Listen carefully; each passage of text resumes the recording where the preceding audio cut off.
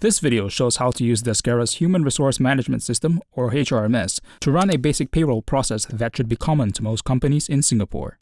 First, I will demonstrate how to prepare the minimum required company information, payroll components, and employee information. I will use the example of a fictional new employee who is either a Singaporean or permanent resident, works Monday to Friday with regular office hours, and receives his pay monthly in Singapore dollars through Gyro bank transfer. I'll then demonstrate how to create the payroll and get it calculated, authorized, and processed. The results will be itemized payslips which employees can view or download, various IRAS and CPF e-submission files to be uploaded to the respective government websites, and the Gyro file which you give to your bank for transferring the salaries to your employees. Note that in this video, I perform everything using a company administrator account with full access to all features. But in actual practice, these payroll duties are hardly ever performed by a single person, since the separation of payroll duties is a best practice that provides checks and balances for those handling sensitive payroll data, thus preventing clerical errors and payroll fraud. Deskera's HRMS lets administrators grant or deny your users access to specific modules, so that payroll duties are segregated between record keeping, payroll calculation, authorization, processing, and reviewing. However, this video will not discuss how to manage such permissions. So just keep in mind that the tasks seen here can be segregated based on your organization's structure and internal controls. Before we start, please pause the video to note the following, as these may affect how you follow this video. Let's begin. In the app's dashboard page, head to the Quick Links section, click on Administration, and you will see this User Administration tab. This is where you first register all employees into the system and specify their basic information that is universal to all Deskera apps. Additional information required for payroll will be defined later in HRMS. Let's assume that we have to register a new employee who just joined, so we'll have to go through User Management and click Create User. I'll call him Sean Tan. Note that his login username should not contain spaces. Now I'll just invent some information to fill up the other mandatory fields. At this point, the system allows me to create him. However, I missed out some information that can affect his payroll, so I shall go back to edit it by selecting him, going to User Management, and this time clicking Edit. His date of joining, date of confirmation, and date of termination will affect how HRMS calculates his working time, so I'll have to input correct values. I'll grant him user-level access to Deskera's eLeave, eClaims, and HRMS so that he can at least file his leaves and claims and view all of his payslips. Under the Company Administration tab, check the following settings but do not change their values without careful consideration or approval, as they will affect many existing records across all Deskera apps. The country should be set as Singapore, currency as Singapore dollar, and time zone as GMT plus 800 Singapore. Note that you can still pay salaries in other currencies. Now go to HRMS and click Master Configuration. Make sure your company's financial month is set correctly. Tick Account and Tax Details. Tick eClaim Integration and eLeave Integration so that payroll calculation factors in reimbursement and leave data from those apps. On the left side, click Employee Bank Name. You can add your employee's bank if it's not already listed here. Make sure that Swift BIC is specified for all these entries because it's necessary for generating Gyro files. Go to the Modules Configuration tab.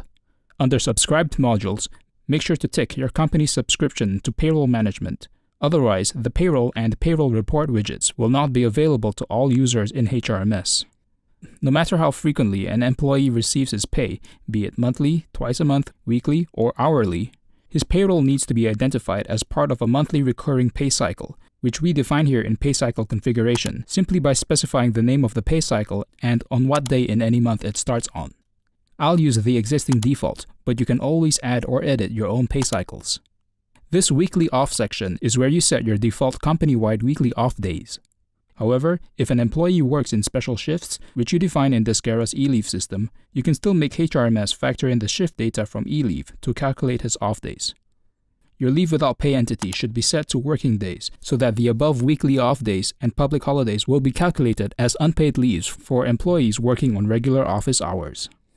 Under the Gyro Field section, tick Salary Gyro and click on Gyro Bank Details. This is where you specify all your company bank accounts, which you intend to deduct from when paying your employee's salary through gyro transfer.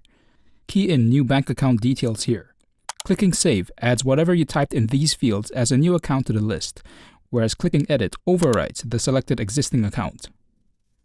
Make sure to correctly specify your company's CPF incorporation date, as this is required by the Appendix 8B form. Click Add/Edit CPF account. You need at least one company's CPF account before the system can generate any CPF e-submission file. You can create a new CPF account by clicking Add and filling out the form that follows. Any payroll amount, such as earnings, deductions, allowances, and more, have to be defined as a payroll component, except for system components like employee and employer CPF and any regulatory component for Singapore. All components are adjustable unless they are fixed across the company. Let's look at how a basic pay component should be created. Code is the component's name, which uniquely identifies it from other components. The description you give it should be meaningful. Basic pay should be CPF applicable and National Service Pay applicable. Wherever CPF is applicable, Skills Development Levy is almost always applicable too. Taxable should be ticked and be mapped to gross salary under IRS section, because any payment a company gives to its employees is taxable. Tick Adjustable if you want to be able to change the component's amount after payroll generation and calculation has already started. This is used more for variable pay like bonuses, allowances, and commission. But for security reasons, it's rarely applied for fixed pay such as this basic pay, so I'll leave this unticked.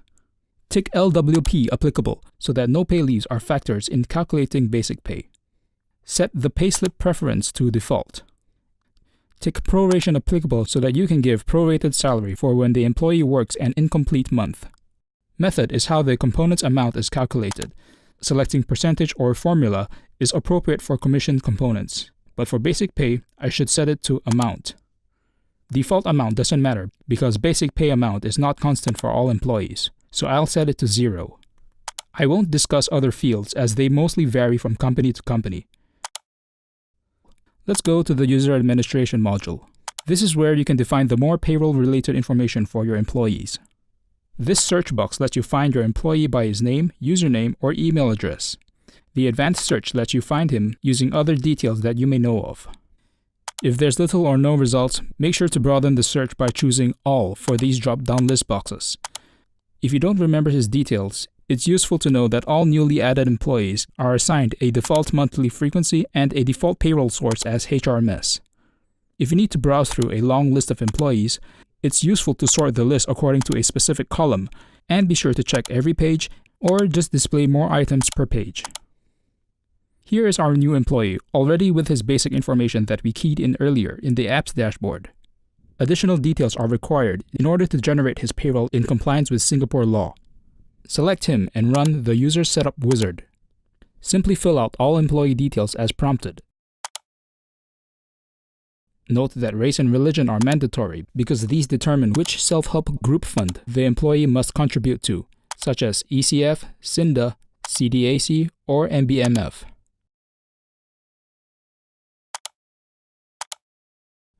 Specify the employee's annual cost to the company here. Date of joining is important for calculating probation of salary. Bank account details are needed for gyro payment. Assigned frequency is how frequently he receives his paycheck, and it's capped at every month as required by Singapore law. The payroll source holds the details of the employee's working days, which are needed to calculate his unpaid leaves. Set it to HRMS if the employee's work schedule and off days follow the company's default as seen earlier. This is recommended for those 9-to-5 jobs, and note that you can always key in manually recorded unpaid leaves later when you are calculating his payroll. However, if you need to factor in leave policies, strict attendance timekeeping, and multiple shifts, then you need to set the payroll source to e-leave. You can define 2 kinds of overtime hours and their rates. Once you click Save, you'll be presented with the Assign Payroll Component screen. Assign basic pay and other applicable earnings and deductions. Go to Personnel Actions and click View/Edit Profile. Much of the information from the User Setup Wizard is here, but we need to set the payment method to gyro, otherwise the person will not be included in the gyro file. We still need to define how much his basic pay is. Go back to Payroll Components, select Basic Pay, and click Manage Component. Look for his name on the list. Since his salary does not change depending on the month, we don't have to enter it one by one for each month. So select him and click Mass Update Amount for Users. Select For All Periods and enter his monthly salary here. We are now ready to use this module to generate his payroll along with other employees and calculate all the amounts payable. First, make sure that you are paying for the correct time period, and under Select Status, choose Not Started. Find our new employee and select him. Click Manage Components. We can't choose Assign Previous Salary Components because this is the first time our employee is being paid, so choose Assign Default Components.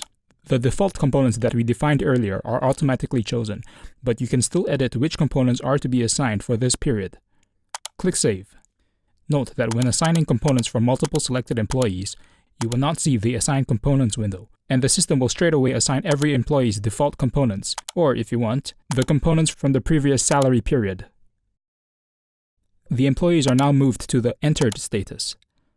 Before we proceed to let the system calculate their pay, we can review the details and, if necessary, make a few adjustments to the assigned components, the amount for each component, or to some of these employee details. If everything seems to be in order, select the employees and hit Calculate. Here we must specify each employee's accumulated number of unpaid leaves for this period, not inclusive of normal off days and public holidays. When done, click Submit and the system will calculate their pay. In this dialog box, choosing not to process more will only send email notifications to people concerned with authorizing the calculated payroll. You can still calculate the pay for more employees whether you choose yes or no. Just so you know, the email template can be configured here. The employees are now moved to the calculated status. All payroll records listed here are pending authorization. You can still override the calculated amounts for some components, and such adjustments will be reflected on the Payroll Adjustment Report. Let's proceed to the next module to authorize the calculated payroll records. Again, make sure to view the correct time period, and under Select Status, choose Calculated. Anyone assigned to this module should review the payroll records. If you notice discrepancies with, let's say, these records, you can unauthorize them and comment your reasons for doing so that whoever was using the previous module can look for them under the unauthorized status and recalculate their pay. Otherwise, if there's nothing wrong with the payroll records, select them and click Authorize. Authorized payroll records make it to the Process Payroll module, where you generate their gyro file or paychecks and set the date when the employees will be able to see their payslips. Again, make sure to view the correct time period, and under Select Status, choose Authorized. Whoever is assigned to this module should also review the data and unauthorize it if they find any discrepancies. Select everyone and click Process. Here you can define, amongst other things, when the employees get paid, followed by when they receive their payslips. Under Process, select Trial if you just want to draft the payslips and CPF e-submission files. This is useful if payday is quite some time away and you'd expect last-minute pay changes to occur. And if they do occur, you can unauthorize the employee payroll record. Otherwise, select Final and specify the date when the payslip can be viewed. You have the option to mail the payslip directly to the employee prior to the payslip view date. If your organization uses Deskera accounting module, it's advisable to synchronize the finalized payroll records to it. The gyro file is generated here. Ensure you are looking at the correct range of dates, and under Gyro File Status, select Pending. Choose the company bank and account number which the pay gets transferred from, and give a unique beneficiary reference. Choose a working day on which the bank will execute the transaction. Select everyone and click Generate Gyro File, and the gyro file will be downloaded. Previously generated gyro files can be downloaded again from the gyro file log.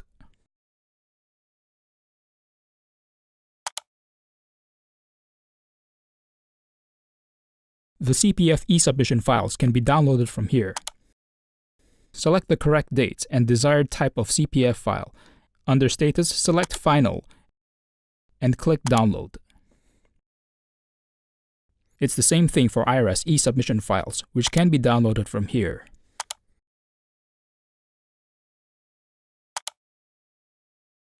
Employees will be able to view and download their payslips when they log into HRMS and click My Payslip. Note that the payslip won't appear here prior to its view date, which we specified earlier. Last but not least, if you need to undo any steps in this payroll process, it has to be done in reverse fashion. Note that gyro file generation cannot be undone or repeated. In the Process Payroll module, records under the processed final status can be reverted back to trial state, but only if the employee's payroll for the next cycle has not yet been generated. Records under the processed trial status can be unauthorized. In the Generate Payroll module, unauthorized records can either be recalculated or deleted. Records under the calculated or entered status can only be deleted. All deleted records go back to not started. And with that, we've come to the end of this tutorial. I hope it was helpful, and please feel free to contact our support staff if you have any questions. Thanks for watching.